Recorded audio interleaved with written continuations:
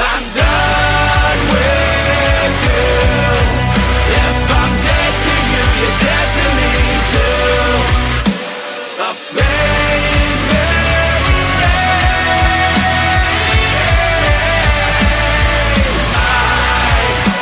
I'm done with you.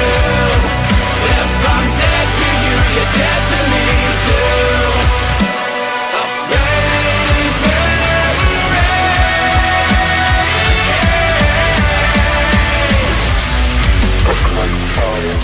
In this episode of Behind the Sound, we look into the band Where Giants Once Stood. The conversation delves into the band's musical origins, influences, and the formation of the group. They discuss their songwriting process, the current music scene, and how technology has evolved the music industry. The episode features showcases of their songs Dead to You, So Comes the End, and Try As I May. Where Giants Once Stood is a hard rock and metal band based in Halifax, Nova Scotia, known for scorching riffs, pounding drums, and soaring vocals. The band has a history of touring across North America in the early 2000s, with notable performances at venues like Webster Hall in New York City and appearances at events such as South by Southwest. After a period of relative quiet, they returned starting in 2021, consistently releasing singles and covers accompanied by music videos while building a strong local following in the Halifax area. Their music is available on major streaming platforms, including Spotify and Bandcamp, where they have tracks like Bloodletter and a featured appearance on the parody single, The South Park Kids Aren't All Right, with artist Fernando Ufret. And how long have you been together? So Jordan and I have a weird story. So we both are from Ontario. We didn't go to the same school or live anywhere near each other. We lived several hours away from each other. But in that high school era time period, our bands ended up playing a show together. And first thing I remember is you guys just loading your gear in, and I was always a social butterfly. So I'm like, hey guys, what's up? I'm in such and such band. You guys need help loading in? And we kind of just became, band buddies at that point.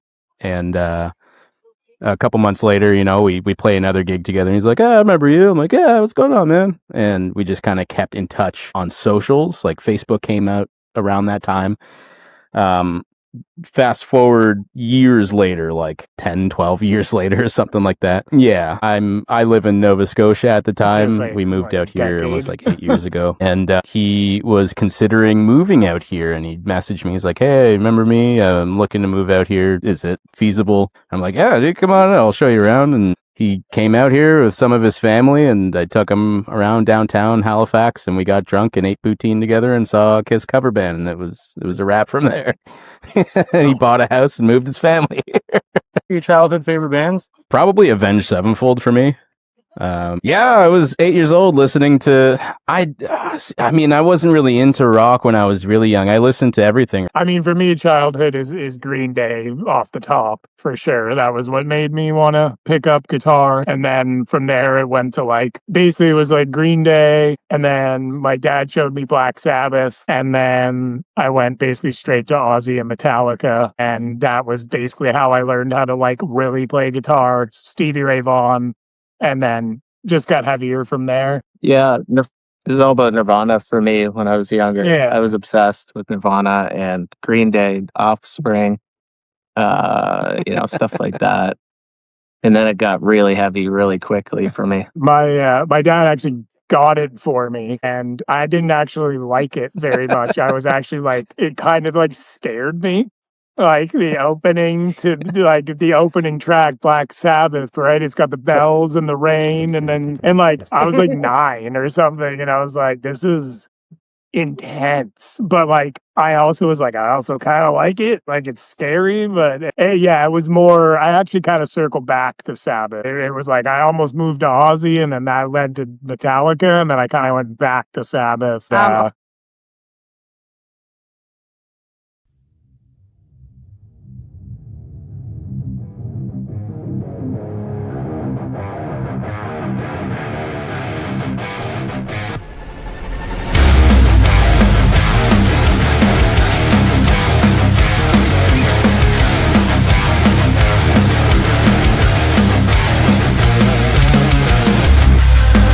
Everything's gone wrong, and we'll never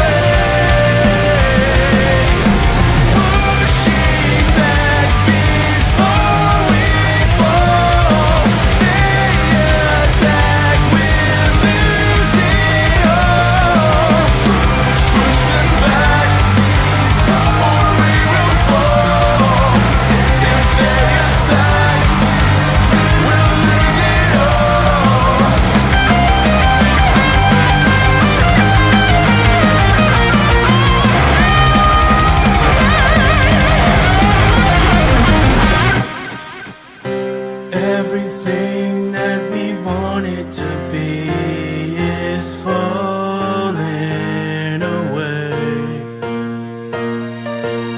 And everything that we're expected to be is falling away. Everything that we wanted to be is falling away.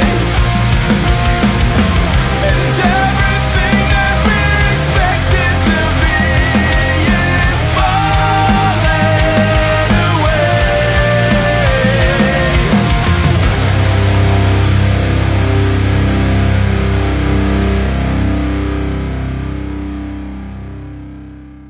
Lyrically, the theme that I had is shit changes and I you like don't it. need to hang on to it. Yeah, me too.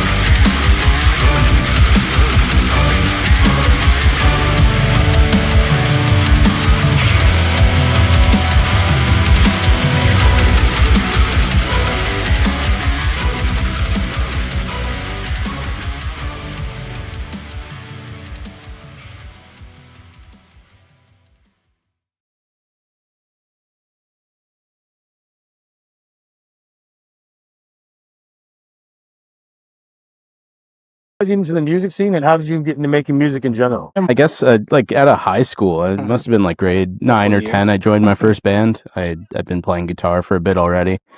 I found an old acoustic in my basement that belonged to my stepdad, and every time they left, I would sneak down there and grab it and play it. And eventually he was like, "Hey, do you want this?" And I was like, "Oh, yeah, I didn't know you were getting rid of this." So high school, I joined my first band, and it just kind of stuck from there. I've been hopping around from band to band as, time passes and playing different instruments, getting into different genres and things like that. So Yeah, it's similar for me. I started in high school. It's been a number of years. A couple of bands in the city were pretty good. And then I kind of stopped when I had kids. And, I think it was, I don't know, 2020 that I got a message from Jordan. I was actually walking with a buddy and I was like, man, I would love to be in a band again, man. And then I looked on my phone like 20 minutes later and Jordan messaged me to join because I'm from here and they're from actually out in Ontario area. Yeah, mine's actually very similar to Brandon's. I was like 10 years old. I was bugging my dad about an old acoustic in our like storage area and he kept ignoring me and then I kept asking and eventually he's like, all right, fine. And then I basically just didn't put it down and kept on it. And then I started going to shows. I think I was 11 and saw Green Day and I went to a bunch of local punk shows. And then I think I formed my first band when I was about Green Day 12 was awesome. and been basically doing it ever since. How do you feel about the current music scene, both locally and mainstream? locally, like here in Nova Scotia, it seems to be, I mean, it's fantastic and it's growing, which is awesome. So one thing especially for the metal scene, to my understanding, rock and metal used to be pretty big in Halifax and they had a dedicated venue for things like that. I mean, there's always Gus's and Gus's is legendary in itself. It was the Pavilion, right? That sort of hosted the other, yeah. And the Pavilion shut down and took a hit on the scene, I believe, and metal sort of died off in general anyway. It was dying off and things like that, but it seems to be coming back. It's growing and everybody here is super excellent to each other and everybody's very, I don't even know, I can't think of the words, but Supportive? it's good. It's very good. It is good to see. I mean, it seemed like from, I don't know, 2014-ish, bands just kind of were dying like in the city here. And it just, after COVID, I think everyone was like, oh, I miss playing music. They pick up their instrument again. And then all these bands just showed up at that time. You can look at most bands, they were either developed or came back on the scene around that time. And it's really cool to see. And yeah, the Pavilion is it's good to see that they're doing that still. I got Radstorm though now, And Radstorm. which is important because you want all ages. Yeah, that was venue. where we started. That's how we hit the city originally. When I was in high school, we came into the city and played the Pavilion. That was the only venue. All the other bands were underage and from the schools around, and we met all kinds of people that way. So it's good to see all that stuff's coming back. And I would say to comment on like the greater music scene as a whole, like it seems like a similar sentiment just on like the macro scale where it's like music is maybe like bigger than ever and more like maybe even more interesting than ever. Like even what we were talking about, right? Just with like genres are mashing. Like I know especially in metal, like it has become a far more, I mean, it's always been like an inclusive genre in a sense, but there's also been non-exclusive or inclusive elements to it. And it just seems, especially genre wise, that like people are just being more open and supportive to other types of music and like melding stuff together. And it's like the melting pot of like culture and influences, I think is interesting. You hear it even in some pop music now. And I mean, I can, again, speaking from the metal perspective, like I know factually, I was literally just reading an article that metal as a whole is essentially bigger than it's ever been other than like the heyday of like the hair metal, which is hard to like really compare because you're talking like the 80s with like ticket sales that were $10 and then people would sell 20 million records. The world was different, but like, for instance, I know like they just did a Warped Tour show, like a festival one-off instead of the touring thing that just happened, I think, this past weekend. Yeah. And all the headliners were metal bands and there was like 100,000 people there. So it's like, It's coming back. I think it's pretty strong. It seems like ticket sales are up, like the big pop stars are setting records. So it's like, it seems strong. There's a lot of Sleep Token's a great example for sure. there's a lot of opportunities now with technology too that weren't available for bands, and there's a lot of opportunities to do things really interesting and like add the theatrics to things. Things are cheaper to produce for yourself Yeah. now. Even what we do here, right? You could, Like with you know, Twitch. I think it's kind of a good thing. I mean, Yeah. you can kind of jump over a label nowadays and make a full-time living easily. I think so, and like, you know, we stream on Twitch and we make our revenue through that. Like that's something you couldn't do a handful of years ago, right? Yeah. So all these things are very new, and I think it's just an evolution, right? Bands have to kind of shift their focus, and that's sort of how music's always been, though. Technology changes culture, right? Like not just music, everything. It's like inherently human that technology changes everything we do, right? So it makes sense that it's going to change music too. So you got to kind of go with the flow. And that's why I was saying about the twitching, about like we're in our like little Twitch stream room right now and we do it twice a week.